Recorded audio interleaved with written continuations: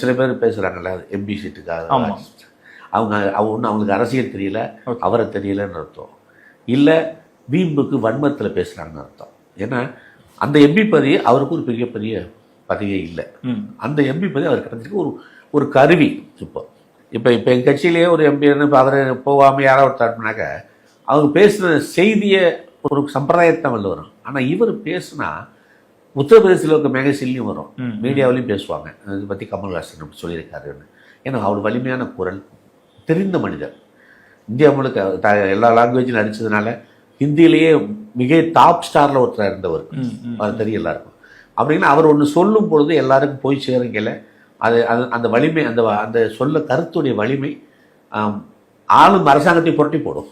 யோசிக்க வைக்கும் இல்லையா? அப்படிப்பட்ட ஒரு கருத்து, அப்படி பேசக்கூடிய ஒருத்தர், செல்வாக்குள்ள ஒருத்தர் நம்மகிட்ட இருக்கல. அவர் இங்கேருந்து போல நமக்கு தான் நல்லது. அதனால நாங்கள்லாம் பாவலை எதிர்பார்க்கறது, நான் முதலே சொன்ன மாதிரி வெளியில் பொதுவில் இருந்த பேச்சு ஒரு அதிக ஆட்சி செய்கிற இடத்துல, ஆட்சி நிர்வாகம் செய்கிற இடத்துல இப்போ வரப்போகுதுங்கல்ல, அது பலன் தருங்கல்ல, எல்லாரும் நாங்கள் ஆவலோடு எதிர்பார்க்கிறோம்.